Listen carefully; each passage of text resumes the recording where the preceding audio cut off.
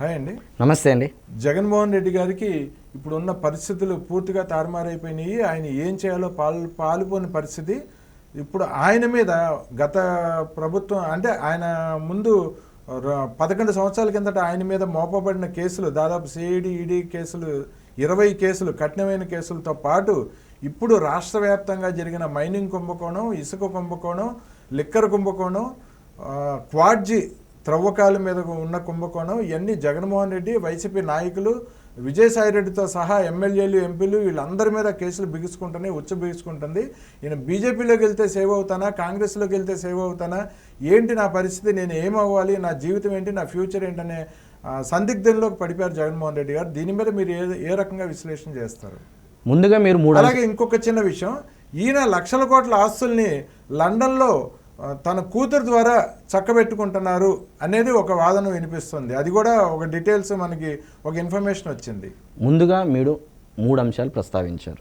మొదటి అంశం ఏంది, జగన్మోహన్ రెడ్డి గారికి గతంలో అంటే 11 సంవత్సరాల నుంచి నడుస్తున్న కేసులు అందరికీ తెలిసిన విషయమే, అదొక అంశము. రెండో అంశము, ఇప్పుడు అధికారం చేపట్టిన తర్వాత చేసిన కుంభకోణాలు ఏవైతే ఉన్నాయో దాని మీద జరగబోయే ఎంక్వైరీ రెండో అంశము. మూడో అంశము, ఇప్పుడు ఈ తర్జనా భర్జనలో ఈ కేసుల దృష్ట్యా ఏమి చేయాలో ఆగమ్య గోచరంగా ఉన్నటువంటి జగన్మోహన్ రెడ్డి గారి పరిస్థితి, ఏ పార్టీలో విలీనం అవుతారు, ఎటువంటి చర్యలు తీసుకోబోతున్నారని మూడో అంశం ప్రస్తావించారు. మరి మొదటగా జగన్మోహన్ రెడ్డి గారికి మొదటి అంశం మనం మాట్లాడుకున్నట్టయితే, గతంలో జగన్మోహన్ రెడ్డి గారి మీద ఎన్ని కేసులు ఉన్నాయో అది ప్రతి ఒక్కరికి తెలిసిన విషయమే. ఆంధ్రప్రదేశ్ రాష్ట్రంలోనూ, తెలుగు రాష్ట్రాల్లోనూ, అటు కర్ణాటకలోనూ అందరికీ తెలిసిన విషయమే. మరి రెండో విషయం మనం మాట్లాడుకున్నట్టయితే, ఇప్పుడు మీరేమంటున్నారు, శాండ్, వైను, మైను. శాండ్ అంటే ఇసుక, వైన్ అంటే మద్యము, మైన్ అంటే గనులు. శాండు, వైను, మైను మాఫియా అంటే కుంభకోణాలు. ఈ మాఫియా ఏదైతే ఉందో వీళ్ళు చేసినటువంటి కుంభకోణాల మీద కేంద్ర ప్రభుత్వం ఎంక్వైరీ స్టార్ట్ చేయండి అని చెప్పేసి లేఖ రాయడము, ఇది ఒక సంచలనంగా మారింది. మరి ఇప్పుడు ఏదైతే శాండ్ ఉంది, రాష్ట్ర ప్రభుత్వం కూడా సిఐడికి బాధ్యతలు అప్పచెప్పిందంట. రాష్ట్ర ప్రభుత్వము సిఐడికి బాధ్యతలు అప్పచెప్పింది. సిఐడి ఇప్పుడు తక్షణమే స్పందించి స్టార్ట్ చేయబోతా ఉంది. ఇప్పుడు ఇసుక కుంభకోణము ఉంది. భవన నిర్మాణ రంగంలో పనిచేసే ప్రతి ఒక్కడికి తెలుసు ఇసుకలో ఏ విధంగా దోపిడీ చేశారు. గతంలో ట్రాక్టర్ ఇసుక 1500 రూపాయలు 1600 రూపాయలు ఉన్నటువంటి ఇసుకను అంటే చంద్రబాబు నాయుడు గారి ప్రభుత్వంలో, జగన్మోహన్ రెడ్డి గారి ప్రభుత్వంలో ఏ స్థాయికి ఇది వెళ్ళింది అంటే ఏ రేటుకు పలికింది ట్రాక్టర్ ఇసుక. పోనీ దానికి ఏంది, స్లాట్లు మళ్ళా టోకన్స్ కట్టాలి, ముందుగానే కట్టాలి, అది రీచ్లు డంపు చేసుకోవాలి, ఆ రీచ్లో ఏదైతే డంపు చేసిన రీచ్ ఉంటుందో అక్కడి నుంచి ట్రాన్స్పోర్ట్ చేయాలి. కానీ నిబంధనలను ఉల్లంఘించి అంటే ఇంత మేర ఇసుక మాత్రమే తవ్వాలి అని చెప్పేసి చెప్పడం జరిగింది. పర్యావరణ శాఖ, గ్రీన్ ట్రిబ్యునల్ చెప్పడం జరిగింది. దాని ఉల్లంఘనలను అతిక్రమించి కొన్ని అడుగుల మేర ఇసుక తవ్వేయడం జరిగింది. అది కప్పచెప్పుకోవడానికి ఏం చేశారు వీళ్ళు తెలివిగా, కొంతమేర ఎర్రమట్టి మట్టి వేసేసి ఒక లేయర్ ఇసుక కప్పేశారు. ఇది ఒక ఇసుక కుంభకోణము. పర్యావరణ అంటే పర్యావరణంలో సహజ వనరులను ఏ స్థాయిలో దోపిడీ చేశారనేది ఇదొక ఉదాహరణ. రెండోది మద్యం కుంభకోణము. డిజిటల్ పేమెంట్, ఒక చిన్న బండివాడి దగ్గరికి వెళ్ళినా ఇప్పుడు ఫోన్పే పెట్టుకున్నారు, స్కానరు. కానీ విచిత్రంగా ఆంధ్రప్రదేశ్ రాష్ట్రంలో గత రాష్ట్ర ప్రభుత్వం అంటే గతంలో పరిపాలన చేసినటువంటి జగన్మోహన్ రెడ్డి గారి ప్రభుత్వంలో పేమెంట్ ఎక్కడా లేదు. Digital payment, only cash. అది కూడా ఎంత లెక్కలు పోతాయనేది వెబ్సైట్లో లేదు. ఎంత అమ్ముడుపోతుంది ఒక బ్రాండ్. నిన్న రీసెంట్గా అపోజిషన్ లీడర్ అని చెప్పేసి మరలా ఒక కొత్త బ్రాండ్ రిలీజ్ చేశారు. అపోజిషన్ లీడర్ అంటే అధికారం పోయినప్పటికీ వీళ్ళ యొక్క దోపిడీ ఆగలేదు. మద్యం కుంభకోణం అనేది ఎన్ని బ్రాండ్లు తెచ్చారు, ఆంధ్రా గోల్డ్ అని, స్పెషల్ స్టేటస్ అని, బూమ్ బూమ్ అని, అసలు విచిత్రమైన పేర్లతో ఎప్పుడు చూడని విధంగా ఒకే మద్యాన్ని స్టిక్కర్లు వేరే స్టిక్కర్లు వేసుకుంటా వివిధ రూపాల్లో వివిధ రకాల సీసాల రూపాల్లో డిజైన్ ఉన్నటువంటి వివిధ సీసాల్లో పోసేసి నాసీ రకం మద్యాన్ని అమ్మడం జరిగింది. గతంలో డ్యాన్స్ మాస్టర్ అయినటువంటి రాకేష్ మాస్టర్ గారు కూడా స్పష్టంగా చెప్పడం జరిగింది. ఇదే మద్యం విషయం పైన చాలామంది చెప్పారు. మరి అదే తరహాలో ఇప్పుడు మైన్, ఇక ఇది అతిపెద్ద సహజ వనరు. వీళ్ళ ఆదాయ మార్గము, వైఎస్ఆర్సీపీ పార్టీలో ఉన్నటువంటి అగ్రనేతలకు ఆదాయ మార్గము గనులు మార్గము. విచ్చలవిడిగా దోచేశారు. రాయలసీమ ఇన్ఛార్జిగా పెద్దిరెడ్డి రామచంద్రారెడ్డి గారిని ఎందుకు పెట్టారు? అనంతపూర్ జిల్లాకు రాయలసీమ మొత్తం పెద్దిరెడ్డి రామచంద్రారెడ్డి గారికి ఎందుకు అప్పగించారు? గనుల శాఖ మంత్రిగా ఉన్నటువంటి పెద్దిరెడ్డి రామచంద్రారెడ్డి గారు ఏ విధంగా అనుమతులు తీసుకొని కొల్లగొట్టారు సహజ వనరులని చెప్పేసి పేపర్లు రోజు చూస్తూనే ఉన్నాము. మరి వీటన్నిటిపైన కేంద్ర ప్రభుత్వము సీరియస్గా తీసుకొని రాష్ట్ర ప్రభుత్వానికి లేఖ రాస్తే రాష్ట్ర ప్రభుత్వం సిఐడికి లేఖ రాయడం జరిగింది. మీరు ముందుగా చర్యలు తీసుకోవడం ప్రారంభించండి అని చెప్పేసి సిఐడికి ఇవ్వడం జరిగింది బాధ్యతలు. మరి ఇప్పుడు ఈ సిఐడిలో ఇంకా వైసీపీ మూలాలు ఎక్కడైనా ఉన్నాయా అనేది ముందు కొత్త ప్రభుత్వం ఆలోచన చేయాలి, ఎంక్వైరీ చేయాలి. ఒకవేళ ఈ సిఐడి ఎంక్వైరీ పారదర్శకంగా జరగకపోతే రేపొద్దున ఎంక్వైరీకి ఎటువంటి సెన్సిటివ్ ఉండదు. మీరు ఇది స్పష్టంగా గమనించాలి. ఓకే, ఇప్పుడు ఏంది ఈ కుంభకోణాలు గతంలో ఉన్నటువంటి 1వ అంశం, 2వ అంశము. ఇప్పుడు 3వ అంశం ఏంది? గతంలో ఉన్న కేసుల దృష్ట్యా ఇప్పుడు చేసిన ఏవైతే ఎంక్వైరీలో అధికారం సిఐడి కేసులు పెట్టబోతా ఉందో కొత్త కేసులు ఛార్జ్ షీట్లు ఏవైతే వస్తూ ఉన్నాయో వాటి రీత్యా జగన్మోహన్ రెడ్డి గారు బెంగళూరు ప్యాలెస్లో ఒక 10 రోజులు ఆలోచించడం మొదలుపెట్టారు. ఏమి చేస్తే మనము బయటపడతాము?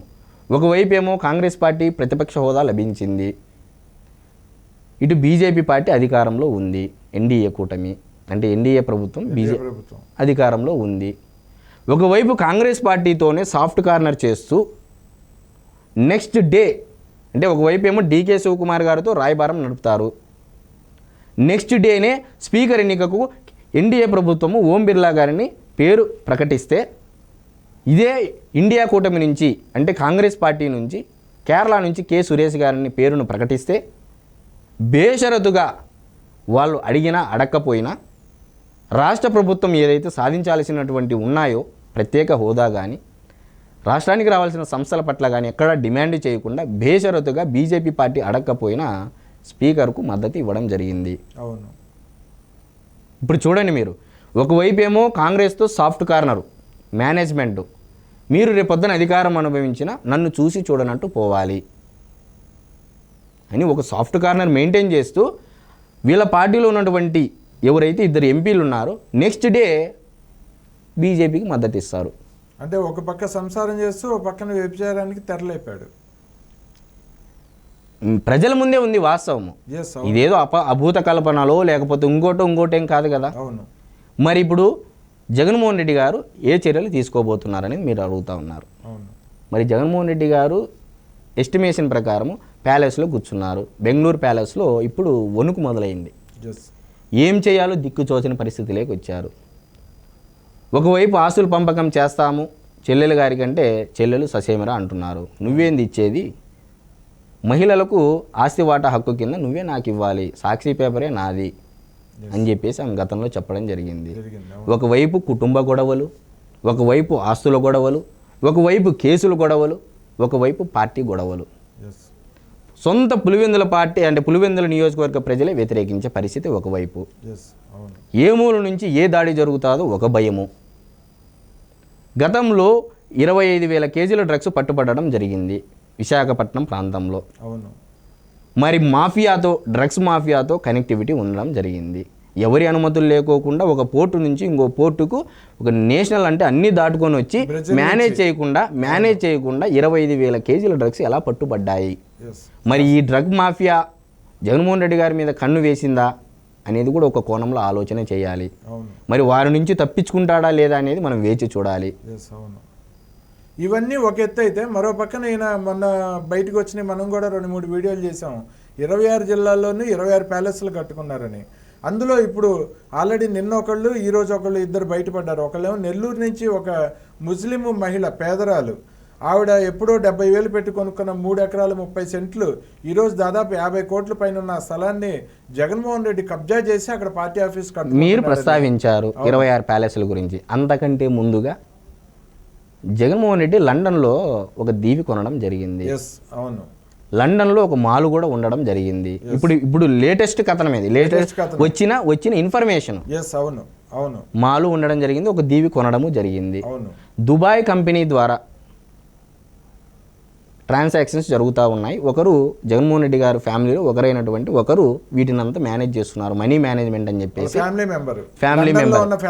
ఫ్యామిలీ మెంబరు మనీ మేనేజ్మెంట్ చేస్తున్నారని చెప్పేసి కొలికిపూడి శ్రీనివాసరావు గారు నిన్న చెప్పడం జరిగింది. తిరువూరు శాసనసభ్యులైనటువంటి కొలికిపూడి శ్రీనివాసరావు గారు స్పష్టంగా ఆధారాలతో చెప్పడం జరిగింది. మరి 26 ప్యాలెస్ల గురించి మీరు ఇక్కడ మాట్లాడుతున్నారు. ఏది రాష్ట్రంలో ప్యాలెస్ల గురించి, దేశంగాని దేశంలో ఉన్నటువంటి దీవుల గురించి మీరు చెప్పట్లేదు. అవును, నేను ఈ ప్యాలెస్లు కూడా ఏంటంటే పేదల స్థలాల్లో కట్టుకున్నాడు, ప్రభుత్వ స్థలాల్లో కట్టుకున్నాడు. నిదానంగా ఇప్పుడిప్పుడు ప్రజల్లో ప్రజాస్వామ్యం ఉంది, పోలీసులు మన మాట వింటారు, ప్రజలకు కూడా ఒక ధైర్యం వచ్చింది. ఇప్పుడు ఒక్కొక్కరు బయటకు వచ్చి చెప్తా ఉన్నారు ఎవరెవరు భూమిని ఎవరెవరు కబ్జా చేశారో ప్రెస్ మీట్ ముందుకు వచ్చి చెప్పడం జరుగుతా ఉంది. ఈరోజు శ్రీకాకుళం నుంచి ఒక school master, retired school master గారు మాట్లాడారు, శ్రీకాకుళంలో కడుతున్న ప్యాలెస్ ఆయన స్థలంలో కడుతున్నారంట. ఇది ఇంకా స్టార్టింగే, ఇంకా పోను ఒక 3 నెలల తర్వాత ప్రతి ఒక్కరు బయటకు వస్తారు. ఇప్పుడు ఎల్వి సుబ్రహ్మణ్యం గారు ఉన్నారండి, వైజాగ్ స్టీల్ ప్లాంట్ ఉంది. ఏం చెప్పారు? చీఫ్ సెక్రటరీగా పనిచేసినటువంటి ఎల్వి సుబ్రహ్మణ్యం గారు ఎవరికి? చంద్రబాబు గారికి కాదు, జగన్మోహన్ రెడ్డి గారికి పనిచేశారు. జగన్మోహన్ రెడ్డి గారి దగ్గర పనిచేసినటువంటి ఎల్వి సుబ్రహ్మణ్యం గారు ఏం చెప్పారు? వైజాగ్ స్టీల్ ప్లాంట్లో వైజాగ్ రాజధాని అని చెప్పాం కదా, ఎలాగో 30,000 ఎకరాలు ఉంది వైజాగ్ స్టీల్ ప్లాంట్కి సంబంధించి, ఆ స్టీల్ ప్లాంట్ ఎత్తేసి మనం రాజధాని కడదామంటే మైండ్ పోయింది నాకు అని చెప్పేసి ఐఏఎస్ అయినటువంటి చీఫ్ సెక్రటరీ ఎల్వి సుబ్రహ్మణ్యం గారు చెప్పడం జరిగింది. అంటే ఒక ఐఏఎస్లకే కళ్ళు బయర్లు గమ్ముతున్నాయంటే అవును, మరి అది పేదలు ఇచ్చిన భూములు ఎకరం 1000 రూపాయలు చొప్పున. అది కాదు సార్, నేను చెప్తానేది ఏంటంటే సరే 1970లోనూ 60లోనూ ఎకరాకు 1000 రూపాయలు ఇచ్చినప్పటికీ ఇప్పుడు ఎకరా 25 కోట్లు పలుకుతా ఉంది స్టీల్ ప్లాంట్. అక్కడ ఉన్నటువంటి ఎకరా భూమి 25 కోట్ల రూపాయలు పలుకుతా ఉంది. మరి ఇప్పుడు 30,000 ఎకరాల మీద డేక కన్ను పడింది. ప్రత్యక్షంగా పరోక్షంగా 1,00,000 కుటుంబాలు బతుకుతాయి స్టీల్ ప్లాంట్ మీద. గోవింద గోవింద. మళ్ళీ అధికారం వచ్చింటే జగన్మోహన్ రెడ్డి గారికి గోవింద గోవింద. ఆ 25,000 ఎకరాలు దాదాపు మొత్తం అంతా కూడా ఈయన కాజేస్తారు. 25,000 ఎకరాలు ఇంటూ 25 కోట్లు వేయండి. 25 కోట్లు ఇమాజిన్.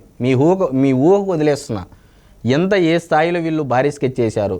ఇప్పుడు ఏమన్నారు? కేంద్ర సహాయ మంత్రి ఏం చెప్పారు? వైజాగ్ స్టీల్ ప్లాంట్ ఇప్పట్లో ప్రైవేటీకరణ లేదని స్పష్టంగా చెప్పడం జరిగింది. ఇప్పుడు గుండె మీద చెయ్యి వేసుకొని విశాఖ స్టీల్ ప్లాంట్లో పనిచేసే ప్రతి ఒక్క ఉద్యోగి హ్యాపీగా ఉంటారు. మరి ఇప్పుడు చూడండి, రాష్ట్ర ప్రజల పట్ల రాష్ట్రం ఇప్పుడు ఆ వైజాగ్ స్టీల్ ప్లాంట్ ఉండడం వల్ల జిఎస్టీ రూపంలో ఎంత ఆదాయం వస్తుంది, ఎన్ని కుటుంబాలు బతుకుతాయి, వాళ్ళు సంపాదించిన డబ్బుతో లోకల్లో ఎంత ఎకానమీ డెవలప్ అవుతుంది, ఎకానమిక్ సైకిల్ మొత్తం స్టీల్ ప్లాంట్ మీద డెవలప్ అయ్యింది. ప్రత్యక్షంగా పరోక్షంగా బయట టిఫిన్ బండ్లు పెట్టుకొని కానీ, అంగళ్ళు పెట్టుకొని కానీ, హోటల్స్ కానీ, ట్రాన్స్పోర్ట్ కానీ ఎంతమంది బతుకుతారు? ఇమాజిన్ ఒక్కసారి స్టీల్ ప్లాంట్ లేకపోయినట్టయితే ఏంది పరిస్థితి? మొత్తం గాజువాక్ అంతా కుప్పకూలిపోతుంది అంటారు. విశాఖపట్నంలో గాజువాక్ అంతా స్టీల్ ప్లాంట్ బేస్ అయ్యి బతుకుతున్నారు. ఇప్పుడు ఇదేదో నేను చెప్పే సొంత కవిత్వం కాదు కదా. జగన్మోహన్ రెడ్డి గారి దగ్గర పనిచేసినటువంటి ఎవరైతే ఆఫీసర్లు ఉన్నారో వాళ్ళే ఒక్కొక్కరుగా ప్రెస్ మీట్ ముందుకు వచ్చి నిజాలు చెప్తున్నారు. కొత్త గాజువాక పాత గాజువాక కలిపి మొత్తం 12 లక్షల జనాభా అక్కడ ఉన్నారు స్టీల్ ప్లాంట్ బేస్ చేసుకొని.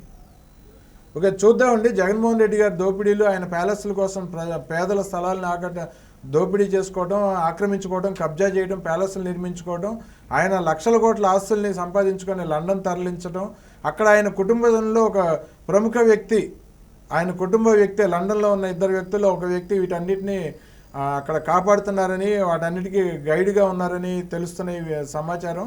సో ముందు రోజుల్లో ఆయన మీద ఎన్ని మీరు చెప్పినట్టు మైనింగు, శాండ్, లిక్కర్ మీద ఆయన కేసులు, బలమైన కేసులు ఆయన మీద, ఆయన పార్టీ ఎమ్మెల్యేలు ఎంపీల మీద పెట్టబోతున్నారని చెప్పి తెలుస్తుంది. లక్షల కోట్లు దోచుకున్నారు. ఇదంతా ముందు రోజుల్లో బయటపడిపోతుంది. పాపాల చిట్టా అంతా పగలబోతుంది. చూద్దామండి ముందు రోజుల్లో ఇంకెన్ని చూడాల్సి వస్తుందో మనం విచిత్రాలు. మరో వీడియోలో మాట్లాడుకుందామండి. ధన్యవాదాలండి. నమస్తే.